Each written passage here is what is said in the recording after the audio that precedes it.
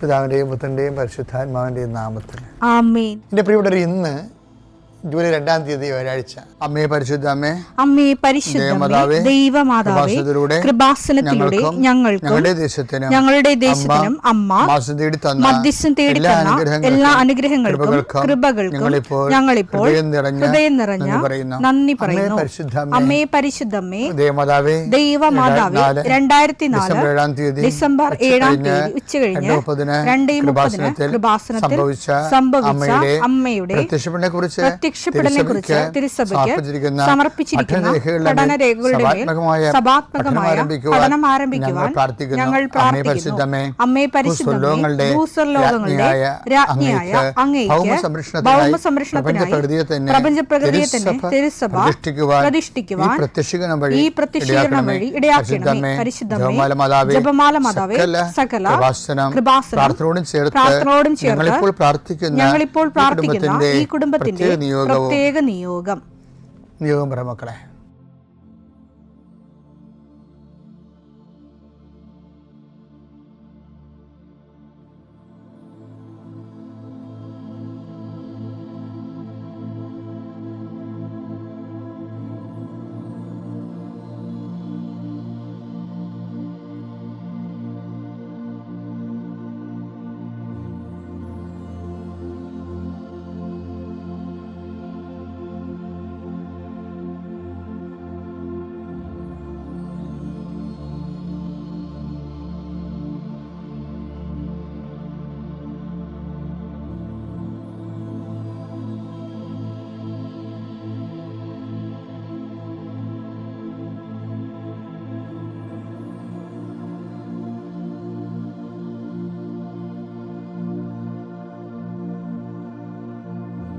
അമ്മയുടെ പ്രത്യക്ഷീകരണത്തിന്റെ ഈ അനുഗ്രഹവേളയിൽ ഞങ്ങൾക്ക് സാധിച്ചു തരുവാൻ കനിയണമേ. ആമേൻ. വിശ്വാസ പ്രമാണം. സർവശക്തനായ പിതാവും ആകാശത്തിന്റെയും ഭൂമിയുടെയും സൃഷ്ടാവുമായ ദൈവത്തിൽ ഞാൻ വിശ്വസിക്കുന്നു. അവിടുത്തെ ഏകപുത്രനും ഞങ്ങളുടെ കർത്താവുമായ ഈശോമിശിഹായിലും ഞാൻ വിശ്വസിക്കുന്നു.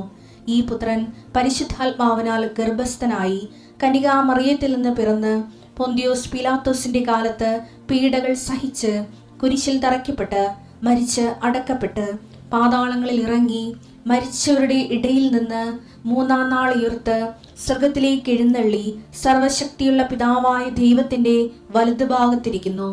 അവിടെ നിന്ന് ജീവിക്കുന്നവരെയും മരിച്ചവരെയും വിധിക്കുവാൻ വരുമെന്നും ഞാൻ വിശ്വസിക്കുന്നു. പരിശുദ്ധാത്മാവിലും ഞാൻ വിശ്വസിക്കുന്നു. വിശുദ്ധ കത്തോലിക്കാ സഭയിലും പുണ്യവാന്മാരുടെ ഐക്യത്തിലും പാപങ്ങളുടെ മോചനത്തിലും ശരീരത്തിന്റെ ഉയർപ്പിലും നിത്യമായ ജീവിതത്തിലും ഞാൻ വിശ്വസിക്കുന്നു. ആമേൻ. സ്വർഗ്ഗസ്ഥനായ ഞങ്ങളുടെ പിതാവേ, അങ്ങയുടെ നാമം പൂജിതമാകണമേ. അങ്ങയുടെ രാജ്യം വരണമേ. അങ്ങയുടെ തിരുമനസ് സ്വർഗത്തിലെ പോലെ ഭൂമിയിലും ആകണമേ. അന്നു വേണ്ടുന്ന ആഹാരം ഇന്ന് ഞങ്ങൾക്ക് തരണമേ. ഞങ്ങളോട് തെറ്റ് ചെയ്യുന്നവരോട് ഞങ്ങൾ ക്ഷമിക്കുന്നത് പോലെ ഞങ്ങളുടെ തെറ്റുകൾ ഞങ്ങളോടും ക്ഷമിക്കണമേ. ഞങ്ങളെ പ്രലോഭനത്തിൽ ഉൾപ്പെടുത്തരുതേ, തിന്മയിൽ ഞങ്ങൾ രക്ഷിക്കണമേ. ആമേൻ. നന്മ നിറഞ്ഞ മറിയമേ, സ്വസ്തി. കർത്താവ് അങ്ങയുടെ കൂടെ സ്ത്രീകളിൽ അങ്ങ് അനുഗ്രഹിക്കപ്പെട്ടവളാകുന്നു. അങ്ങയുടെ ഉദരത്തിൻ ഫലമായി ഈശോ അനുഗ്രഹിക്കപ്പെട്ടവനാകുന്നു. പരിശുദ്ധ മറിയമേ, തമ്പുരാന്റെ അമ്മേ, പാപികളായ ഞങ്ങൾക്ക് വേണ്ടി ഇപ്പോഴും ഞങ്ങളുടെ മരണസമയത്തും തമ്പുരാനോട് അപേക്ഷിക്കണമേ. ആമേൻ. കർത്താവേ, നിന്റെ ഉന്നതമായ നാമത്തിന് സ്തോത്രം ചെയ്യും. കർത്താവേ, നിന്റെ വിശുദ്ധ പൗരോഹിത്യത്തെ മഹത്വപ്പെടുത്തണമേ. കർത്താവെ, സഭയിലുള്ള സാന്നിധ്യം പ്രകടമാക്കണം. 40 വർഷം ഞാൻ അർപ്പിച്ച കൃപാന്റെ യുഗതിയാണ്. കൃപാസ്ഥാനത്താരെ ജീവനോടെ പ്രത്യക്ഷപ്പെട്ട മാതാവിന്റെ മാധ്യസ്ഥ ഇന്ന് അങ്ങയുടെ മക്കളെ പ്രാർത്ഥന കൂടുന്ന എല്ലാ മക്കൾക്ക് വേണ്ടി പ്രാർത്ഥിക്കുകയാണ്. കർത്താവ്, കിടപ്പായിപ്പോയവര്, ഇങ്ങനെ ഒരു ആരോഗ്യമുണ്ട് പക്ഷെ കിടന്നു പോയവര്, ചിലപ്പോൾ അപകടം ഉണ്ടായി കിടന്നു പോയവര്, കർത്താവെ പ്രഷർ വന്ന് കിടന്നു പോയവർ, കർത്താവിൻ്റെ തിരുമുറുവാർന്ന വലതുകരം ആണിപ്പെടുതാറുന്ന അത്ഭുതകരം ആ കിടന്നുപോയ മക്കളുടെ മേൽ ശരീരത്തിൽ തലയ്ക്കപ്പെടട്ടെ. യേശുക്രിസ്തു ഉന്നതമായ നാമത്തിൽ നീ സൗഖ്യം പ്രാപിക്കട്ടെ എന്ന് കൽപ്പിക്കുന്നു. കർത്താവെ, പടലപ്പിണക്കങ്ങളും തൊഴുത്തിൽ കുത്തുമൂലം കുടുംബത്തിൽ കലഹവും കോലാഹലങ്ങളും സമാധാനം നഷ്ടപ്പെട്ട കുടുംബങ്ങൾ, നീ ഏത് ഭവനത്തിൽ പ്രവേശിക്കുമ്പോഴും ആ ഭവന സമാധാനം ആശംസിക്കണം. സമാധാന ദൂതൻ അവിടെ ഉണ്ടെങ്കിൽ നിൻ്റെ സമാധാനോടെ ഭരിക്കും. കർത്താവെ, അടിയൻ്റെ പ്രാർത്ഥന കൊണ്ടും അമ്മയുടെ പ്രത്യക്ഷീകരണം കൊണ്ടും കർത്താവെ ആ കുടുംബങ്ങൾക്ക് സമാധാനം ഉണ്ടാകണമെന്ന് പ്രാർത്ഥിക്കുന്നു. പഠിക്കാൻ പോകുന്ന കുഞ്ഞുങ്ങൾ, പഠിക്കുന്നതിന് വേണ്ടി ഒരുങ്ങുന്ന കുഞ്ഞുങ്ങൾ, കർത്താവെ എന്തെല്ലാം കാര്യങ്ങൾക്ക് വേണ്ടി മക്കൾ വേദനിച്ചുകൊണ്ട് ആശങ്കപ്പെട്ടുകൊണ്ട് കണ്ണുനീരോടെ വിഷമിക്കുന്നുണ്ടോ ആ മേഖലയിലെല്ലാം പരിശുദ്ധാത്മ പ്രവർത്തിച്ചുകൊണ്ട് നിൻ്റെ വിഷയത്തിൽ ദൈവം തീരുമാനമെടുക്കാൻ പോകുന്നു. കർത്താവിൻ്റെ മുമ്പിൽ നീ ജാഗ്രതയോടെ പെരുമാറുക. കർത്താവെ അകലം വിട്ടുപോകുന്നവർ, രാജ്യം വിട്ടുപോകുന്നവർ, വീട് വിട്ടുപോകുന്നവർ, ഞങ്ങൾ കണ്ണുമ്പിൽ മറയുന്നവർ കർത്താവിൻ്റെ കൃപയാൽ നിറക്കപ്പെട്ടെന്ന് പ്രാർത്ഥിക്കുന്നു. എൻ്റെ കർത്താവെ ജോലിയില്ലാത്തതിൻ്റെ പേരിൽ വിസ പുതുക്കാത്തതിൻ്റെ പേരിലും യാത്രയ്ക്ക് നാട്ടിലേക്ക് വരാൻ പറ്റാത്തതിൻ്റെ പേരിലും തിരിച്ചു പോകാൻ പറ്റാത്തതിൻ്റെ പേരിലൊക്കെ കുടുങ്ങിക്കിടക്കുന്നവർ എൻ്റെ കർത്താവിൻ്റെതുമായ എന്തെങ്കിലും ബന്ധനങ്ങളെ ഞാൻ അർപ്പിച്ച 40 വർഷത്തെ ബലിയുടെ ശക്തിയാൽ ബന്ധിക്കുന്നു, അഴിച്ചു മാറ്റുന്നു. കർത്താവിൻ്റെ കരുണ നിന്നെ ആവശ്യിക്കുകയും നീ വിടുതൽ പ്രാപിക്കുകയും ചെയ്യട്ടെ. I command you in the name of Jesus Christ U B healed and delivered. എൻ്റെ പ്രിയപ്പെട്ടവരെ, ദുഷ്ടഭൃത്യ നിന്നോട് ഞാൻ ക്ഷമിച്ചതുപോലെ നീയും അവനോട് ക്ഷമിക്കേണ്ടതായിരുന്നില്ലേ? അർഹത നഷ്ടപ്പെടുത്തി കണ്ട ഒരാൾ. ആ വചനം എടുത്തേ. മത്തായിയുടെ സുവിശേഷം 18-ാം അധ്യായം 23 മുതലുള്ള തിരുവചനം. മത്തായി 18-23 വചനങ്ങൾ. സ്വർഗ്ഗരാജ്യം സേവകന്മാരുടെ കണക്ക് തീർക്കാൻ ആഗ്രഹിച്ച ഒരു രാജാവിന് സദൃശമാണ്. കണക്ക് തീർക്കാൻ ആരംഭിച്ചു 10,000 താലന്ത് കടപ്പെട്ടു. 10,000 താലന്ത് കടപ്പെടുന്ന ഒരുവൻ അവർ അവന്റെ മുമ്പിൽ കൊണ്ടുവന്നു. അവന് അത് വീട്ടാൻ നിർവാഹമില്ലായിരുന്നു. അവനെയും ഭാര്യയെയും മക്കളെയും അവന്റെ സമസ്ത വസ്തുക്കളും വിറ്റ് കടം വീട്ടാൻ യജമാനൻ കൽപ്പിച്ചു. അപ്പോൾ സേവകൻ വീണ് നമസ്കരിച്ചുകൊണ്ട് പറഞ്ഞു, അപ്പോൾ എന്നോട് ക്ഷമിക്കണം, ഞാൻ എല്ലാം തന്നു വീട്ടിക്കൊള്ളാം. ആ സേവകന്റെ യജമാനൻ മനസ്സലിഞ്ഞ് അവനെ വിട്ടയക്കുകയും അപ്പോൾ അവന് കടം ഇളച്ച് കിട്ടി, അർഹത കിട്ടി. അടുത്ത വചനം എന്താ? അവൻ പുറത്തിറങ്ങിയപ്പോൾ ഈ അർഹത ഇവൻ കളയുന്നുണ്ട് പിന്നീട്. അതാണ് വിഷയം. ഓക്കെ, അർഹത പലർക്കും കിട്ടും, പക്ഷെ കൈയിരിപ്പ് കാരണം അർഹത അവർ കളഞ്ഞെടുക്കും. അവൻ പുറത്തിറങ്ങിയപ്പോൾ തനിക്ക് 100 ദനാറ നൽകാൻ, അത് നിസ്സാര കാശാണ്, 100 ദനാറ തരാനുണ്ടായിരുന്ന തന്റെ സഹസേവകൻ ഒരുവനെ കണ്ടുമുട്ടി. അവന്റെ കഴുത്ത് പിടിച്ച് ഞെരിച്ച് കൊണ്ട് അവൻ പറഞ്ഞു, എനിക്ക് തരാനുള്ളത് തന്നു തീർക്കുക. മറ്റേ താലന്താണ് 10,000 സ്വർണ്ണമാണ്, ഇത് വെള്ളി നാണയമാണിത്. അത്രയും വില കുറവാണ്, 100 വെള്ളി നാണയം. അത് തരാത്തവൻ്റെ കഴുത്തിന് ഇവൻ ഈ 10,000 താലന്ത് ഇളച്ച് കിട്ടിയവനെ, 10,000 സ്വർണ്ണ നാണയങ്ങൾ ഇളച്ച് കിട്ടിയവൻ 100 വെള്ളി നാണയക്കാരൻ എൻ്റെ കടക്കാരെ കണ്ടപ്പോൾ അവൻ്റെ കഴുത്ത് പിടിച്ച് തിരിച്ച്. അപ്പോൾ ഈ കയ്യിരിപ്പാണേ. അപ്പോഴുടനെ മറ്റുള്ളവർ വന്ന് രാജാവിനോട് പറയും, നമ്മൾ അങ്ങ് സമക്ഷത്തുനിന്ന് ദയവുണ്ടായി അവൻ്റെ 10,000 താലന്ത് ഇളച്ച് കിട്ടില്ലേ? അതെ, കൊടുത്തു. അവൻ പുറത്തിറങ്ങിയപ്പോൾ അവന് 100 വെള്ളി നാണയം തരാനുണ്ടായിരുന്നു, അവൻ്റെ കഴുത്ത് തിരിച്ചെന്ന് പറയും. അപ്പോൾ രാജാവ് അലറും, ദുഷ്ടപ്പെടുത്തിയ കൊണ്ടുവരാൻ പറഞ്ഞവനെ കൊണ്ടുവന്ന്. എന്താ പിന്നെ അടുത്ത ഭാഗം വായിച്ചേ? മത്തായി 18:32-33. മത്തായി 18:32-33. അവനെ വിളിച്ചു പറഞ്ഞു, ദുഷ്ടനായ സേവക, നീ എന്നോട് കേണപേക്ഷിച്ചുകൊണ്ട് നിന്റെ കടമെല്ലാം ഞാൻ ഇളച്ചു. അതവിടെയാണ് വിഷയം. ഞാൻ നിന്നോട് കരുണ കാണിച്ച പോലെ നീയും നിന്റെ സഹസേവകനോട് കരുണ കാണിക്കേണ്ടതായിരുന്നില്ല. അപ്പം കരുണ ഒരു വിഷയമാണ്. നമ്മൾ കൈപ്പറ്റുമ്പോൾ തന്നെ മറ്റുള്ളവരോടും കരുണ കൊടുക്കണം. നമ്മളെല്ലാവരോടും കരുണ വാങ്ങിക്കും. നമ്മുടെ മേലാളന്മാർക്കെന്നെല്ലാം കരുണ കൈപ്പറ്റും, കീഴാളന്മാർക്ക് നമ്മൾ കരുണ കൊടുക്കത്തില്ല, താഴെയുള്ളവരുടെ കൂടെ. അതൊരു വല്ലാത്ത പ്രശ്നമാണ്. ഇവനെന്ത് ചെയ്യുന്നറിയും? ഇവൻ ആദ്യം കരുണ കിട്ടി, ആ 10,000 താന്ന് ഇളച്ച് കിട്ടിയവൻ അവന് ഉള്ളത് കൂടി പോയി.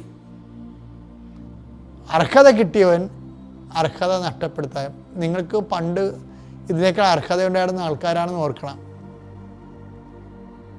നിങ്ങളുടെ കയ്യിരിപ്പ് കാരണം അർഹത നഷ്ടപ്പെടുത്തിയതാണ്. നിങ്ങൾക്ക് എന്തെങ്കിലും ആനുകൂല്യം കിട്ടുന്ന കാര്യം വരുമ്പോൾ നിങ്ങൾ ദൈവത്തെ മറക്കും. നമുക്കതിൽ നിന്ന് നേട്ടവും ഒക്കെ ഉണ്ടാകുന്ന വിഷയം വരുമ്പോഴേ നമ്മൾ കുറേ വചനം മറന്നു പോകും, പിന്നെ പള്ളി മറക്കും. എനിക്ക് ഏറ്റവും ദേഷ്യം ഈ ദിവസം കുർബാന കാണുന്നവരെ. അപ്പം നിങ്ങളോർക്കും ജോസഫ് അച്ഛൻ പിന്നെ അതല്ലേ പറയണത്, എല്ലാ ദിവസവും കുർബാനക്ക് പോകണമെന്ന്. എല്ലാ ദിവസവും കുർബാനക്ക് പോകണം. കുർബാന സ്വീകരിക്കുകയും വേണം. പക്ഷേ നിങ്ങളുടെ ജീവിതമായിട്ട് എന്തെങ്കിലും ബന്ധം അതിനുണ്ടാകണം. ഞാൻ ഈ നാട്ടുപുറങ്ങളൊക്കെ ചെല്ലുമ്പോൾ ഒത്തിരി കുർബാന, ഞാൻ എത്രയോ പള്ളികളിൽ ഇരുന്ന ആളാണ്. യോ, എനിക്ക് ഈ ഓസ്തി മുറിച്ച് കപ്പേരുണ്ടല്ലോ, കപ്പേര് അവിടെ നിന്ന് ഒരു മെഷീൻ എടുത്തിട്ട് ഓസ്തി എല്ലാം ഇങ്ങനെ ഇരുന്നുകൊണ്ട് ഒറ്റയ്ക്ക് ഇരുന്നുകൊണ്ട് ഇങ്ങനെ ഓസ്തി, ചെറിയ ഓസ്തി, ഒരു വലിയ ഓസ്തിയാണ് നമുക്ക് കിട്ടണത്. അതിൽ നിന്ന് ചെറുതും വലുതുമൊക്കെ വെട്ടിയെടുക്കണം. വലുതിനെ വെട്ടിയെടുക്കണം, പിന്നെ ചെറിയ ബാക്കിയുള്ളതാണ് നമ്മൾ ചെറിയ ഓസ്തി ഉണ്ടാക്കിയിട്ട് കപ്പേര് ഇങ്ങനെ കൂട്ടി കൂട്ടി വെക്കും. ഇത് കാണുമ്പോൾ എനിക്ക് ചിരിയും വരും, ദേഷ്യവും വരും. എന്താണ്, എത്രയോ കാപട്യം പിടിച്ച ആൾക്കാരുടെ ഉള്ളിൽ കർത്താവ് ചെന്നടങ്ങേണ്ട സംഭവമാണിത്. അത് ഭയങ്കര സങ്കടകരമായി. ഇന്നത്തെ സഭയിൽ ഏറ്റവും സങ്കടകരമായ ആൾക്കാർ ഡെയിലി കമ്മ്യൂണിക്കൻ്റാണ്. ദിവസം കുർബാന സ്വീകരിക്കുന്നവർ. അവർ സൂക്ഷിച്ചില്ലെങ്കിൽ അവർ ആ പണി വരുന്നുണ്ട്. എന്താ പ്രശ്നം വെച്ചാൽ നിങ്ങൾക്ക് അറിയത്തില്ല നിങ്ങൾ എന്താണ് പാനം ചെയ്യണത്, ഭക്ഷിക്കണമെന്ന്.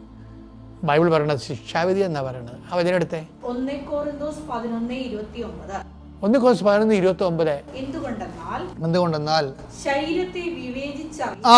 ശരീരത്തെ വിവേചിച്ചറിയാതെ ഭക്ഷിക്കുകയും പാനം ചെയ്യുകയും ചെയ്യുന്നവൻ തന്റെ തന്നെ ശിക്ഷാവിധിയാണ് ഭക്ഷിക്കുന്നതും പാനം ചെയ്യുന്നത്. അപ്പം മനസ്സിലായില്ലേ, ശിക്ഷാവിധി ആൾക്കാരെ വായും പൊളിച്ച് വരുമ്പോൾ ഓർത്തേക്കണം, മിക്കവാറും ഇത് എൻ്റെ ശിക്ഷയ്ക്ക് അവസാനിക്കുമെന്ന്. അങ്ങനെ മനസ്സ് പറഞ്ഞാൽ പിന്നെ സ്വീകരിക്കരുത് നിങ്ങൾ. കാര്യം ദിവ്യകുർബാന എന്ന് പറയുമ്പോൾ നമുക്ക് പണ്ടൊരു വിശുദ്ധനുണ്ടായിരുന്നു, എനിക്ക് എപ്പോഴും എനിക്ക് ഇഷ്ടമുള്ള ആളയാൾ. അയാൾക്ക് 8 കിലോമീറ്റർ 8 മൈൽ നടക്കണം അങ്ങേരുടെ ഫാക്ടറി ജോലിയാണ്. അപ്പോൾ ഒരു ചോറ്റുപാത്രത്തിൽ ചപ്പാത്തിയും കൊണ്ട് പുള്ളി ഓടാതെ എത്തത്തില്ല അവിടെ വരെ. പുള്ളിക്ക് ഭയങ്കര ഇഷ്ടമാണ് കുർബാന കൂടുന്നത്. പിന്നെ കുർബാനയുടെ സമയമാകുമ്പോൾ പുള്ളി പോണ സമയത്ത് പോയ വഴി പള്ളിയുണ്ട്, പക്ഷേ പള്ളി അടച്ചു പോകും. പുള്ളിക്ക് സങ്കടമാണ് കർത്താവിനെ കാണാൻ പറ്റാത്ത. അപ്പോൾ ഉടനെ അടക്കണ പള്ളിയിൽ ഓട്ടത്തിൽ ഈ പാത്രവും കയറ്റി പിടിച്ചുകൊണ്ട് 2 മുട്ടും ദാനവാതിലെ. എന്നിട്ട് പറയും, കർത്താവ് മാട്ടിൻ വന്നു കേട്ടാ, മാട്ടിന് സമയമില്ലെന്ന് എനിക്കറിയാമില്ല, മാട്ടിൻ പോകണം. എനിക്ക് ഭയങ്കര ഇഷ്ടമാണത് കേൾക്കണത്. എന്ന് വെച്ചാൽ അങ്ങനെ പോയി ആ മനുഷ്യൻ വിശുദ്ധ മാട്ടിനായി. അപ്പം ദിവ്യകുർബാന ചുമ്മാ ഒരു 1/2 കിലോമീറ്റർ അകലെ നിന്ന് അടച്ചിട്ട പള്ളിയുടെ പുറത്ത് നിന്ന് നമുക്ക് വിശുദ്ധരാകാൻ പറ്റൂ. ആ സ്ഥലത്താണ് നീ ദിവസവും പോയി കുർബാന സ്വീകരിച്ച്. ഉടമ്പടിയിലെ മെയിൻ സംഭവം കുർബാന സ്വീകരണം തന്നെയാണ്, അതൊരു കാര്യം. പക്ഷേ എപ്പോഴും ഓർത്തേക്കണം, അത് പറഞ്ഞ് നമുക്ക് അർഹതയില്ലാത്തതാണെങ്കിൽ നമ്മൾ സ്വീകരിക്കരുത്. അതെപ്പോഴും ഓർത്തേക്കണം, അർഹത ഉണ്ടാക്കിയെടുക്കണം നമ്മൾ. പിതാവിൻ്റെയും പുത്രൻ്റെയും പരിശുദ്ധാത്മാവിൻ്റെയും നാമം.